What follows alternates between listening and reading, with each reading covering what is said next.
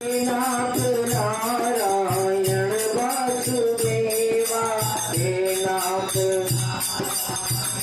वासुदेवा श्री कृष्ण गोविंद हरे मुरारी नारायण वासुदेवा श्रीमन्नारायण नारायण नारायण श्रीमन्नारायण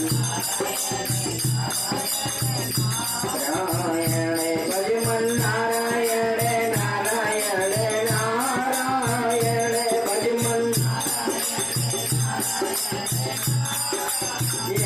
बद्री नारायण नारायण नारायण बद्री नारायण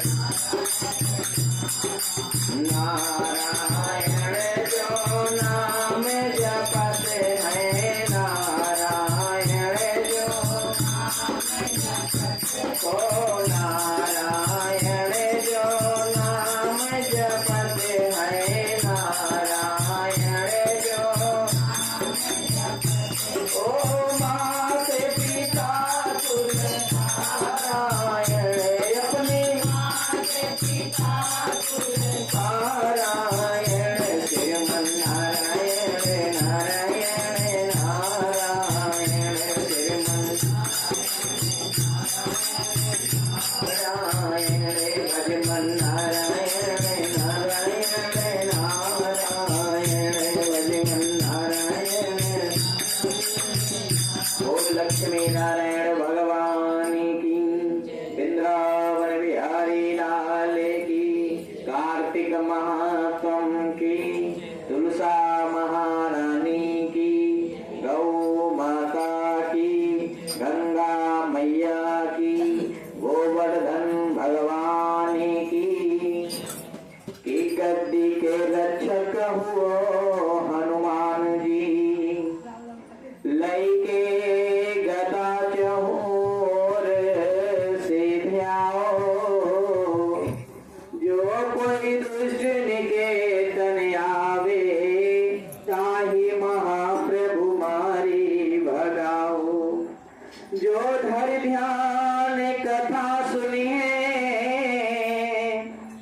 ताके धन धान और पुत्र बढ़ावो बिनती हमारे यही हनुमान जी छोड़ के गढ़ी तुम यहाँ चली बैल चढ़े शिव जी मिले गरुड़ चढ़े सिंह चढ़ी माता मिले तेरे पूर्ण सा कथा प्रारंभ होते हैं सुनो वीर हनुमान राम लक्ष्मण जानकी सदा करो कल्याण सियापति मेरे प्रभु राम बोल गोविंद भगवान की जय बोल कार्तिक महात्म की जय तुलसा महारानी की। कार्तिक मास के पावन पवित्र कथा में नारद जी राजा पृथु से कहते हैं कि हे राजन कल आप लोगों को बड़े सुंदर कथा जो श्रवण करवाई कल की कथा का जो सार था वो अपने पितरों के निमित्त अपने घर में दीपदान करने का विधान लक्ष्मी पूजन का विधान बताया गया। इतनी कथा श्रवण करने के बाद में राजा पृथु से श्री नारद जी कहते हैं राजा पृथु ने पूछा कि हे प्रभु दीपावली होने के उपरांत में और कोई पर्व मनाया जाता है जिसके करने से लोगों का कल्याण हो। इतना सुंदर जो प्रश्न किया तो नारद जी कहने लगे कि हे राजन अमावस्या को जब दीपदान किया जाता है अमावस्या के ठीक एक दिन एकम का मतलब परिवा शुक्ल पक्ष के यानी उजाले पाक के परिवार को श्री गोवर्धन भगवान का पूजन किया जाता है। उसमें अन्नकूट भी किया जाता है। अन्नकूट का तात्पर्य हुआ कि भगवान के भोग को बना करके भगवान के भोगन का भोग लगाने के बाद में गोवर्धन जी की पूजा परिक्रमा करने के बाद में प्रसाद वितरण करवाओ। हे प्रभु, शुक्ल पक्ष की एकम तिथि अर्थात परिवार तिथि को जो गोवर्धन भगवान की पूजा क्यों किया जाता है, और ये भगवान की पूजा, गोवर्धन भगवान की पूजा कब से शुरू हुआ, सबसे पहले किसने करना शुरू किया? इतनी बात सुन करके नारद जी कहने लगे कि हे राजन, गोवर्धन भगवान की पूजा के पहले यही पूजा गोकुल वासियों और मथुरा वासियों के द्वारा राजा इंद्र का हुआ करता था। जब भी ऐसे आवे एकम तिथि तो सभी ग्वाल वाल एकत्रित होकर के और राजा इंद्र की पूजा किया करते थे। ये भी पखड़ा सिर्फ सीधा कारबन मुंह में जा रहा है।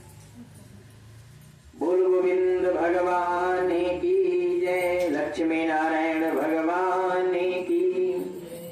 हे प्रभु, जब सभी गोकुलवासी इंद्रदेव की पूजा करें तो इंद्र प्रसन्न होकर के उन पे गोकुल में समय समय पर वर्षा करवाते रहे, क्योंकि वर्षा इंद्र देवताओं के राजा हैं, ग्रहों के राजा हैं।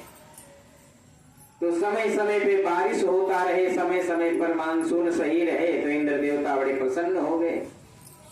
लेकिन परेशानी ये हो जावे कि गाय को चरने का या और चीजों की व्यवस्था न बन पावे। जब कृष्ण भगवान का जन्म होता है द्वापर युग में वासुदेव देव की माता के यहाँ, और वो चले जाते हैं नंद और यशोदा मैया के यहाँ, तो देखा कि बहुत समय की जो ये प्रथा चली आ रही है, इंद्र पूजा भी ले लेते हैं लेकिन समय पर जब जरूरत पड़े तो अपने भक्तों की रक्षा भी नहीं करते। क्यों? क्योंकि इंद्र की वैसे ज्यादा पूजा होती नहीं है। इंद्र राजा बेशक हैं लेकिन उनकी पूजा होती नहीं, क्योंकि उनको अपने मन पे कंट्रोल नहीं है, अपने इंद्रियों पे कंट्रोल नहीं। तो चाहे कोई भगवान हो, चाहे राजा हो, चाहे इंसान हो, जिसको अपने मन और अपनी जुबान पे कंट्रोल नहीं होगा उसकी कोई वैल्यू नहीं की जाएगी। कृष्ण भगवान ने सोचा कि इंद्र की पूजा रुकवाएं कैसे। जब कार्तिक मास की दीपावली का पर्व मनाया, दूसरे दिन इंद्र भगवान का पूजा होना था। कृष्ण भगवान ने कहा कि हे ब्रजवासियों, एक काम करो, इंद्र हमें कौन सा कुछ खाने को देते हैं, आज के बाद हम इंद्र की पूजा नहीं करेंगे।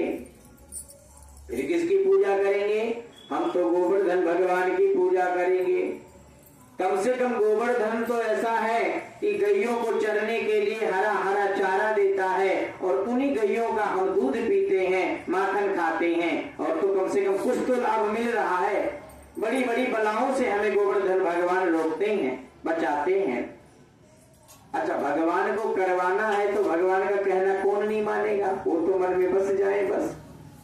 उनको लगा लल्ला छोटा सा है लेकिन तो बात बड़ी काम की कर रहा है। प्रातः काल हुआ,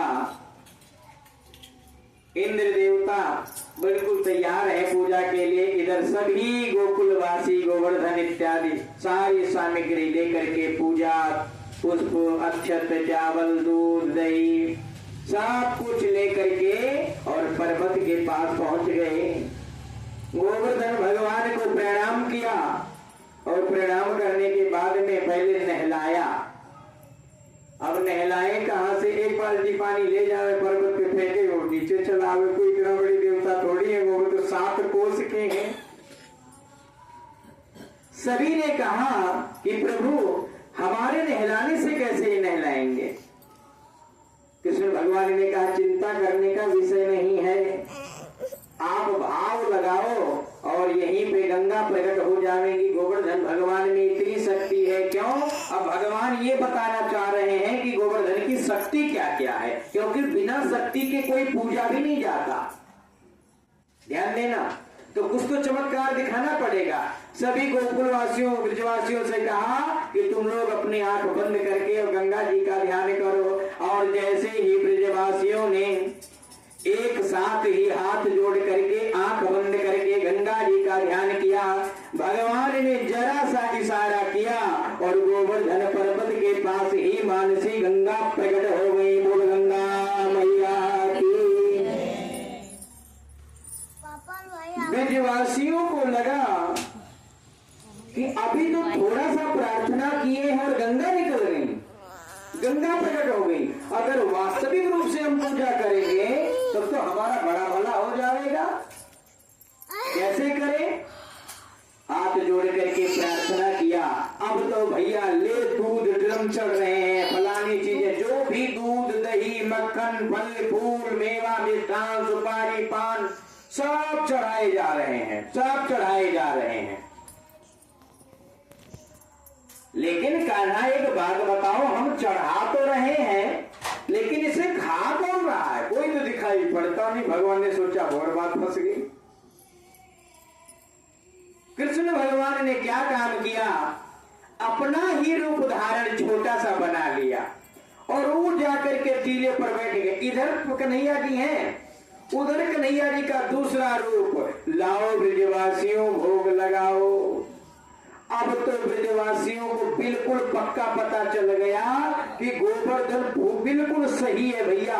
और देखो बिल्कुल जरा सा ध्यान किए गंगा प्रकट हो गई। अब हमें आज तक हमने कभी पूजा किया 100 साल हो, कभी इंद्र खाने नहीं आया, इंद्र देवता आज तक खाने के लिए नहीं आए। आज पहली बार पूजा में गोवर्धन प्रकट होकर के और भोजन मांग रहे हैं।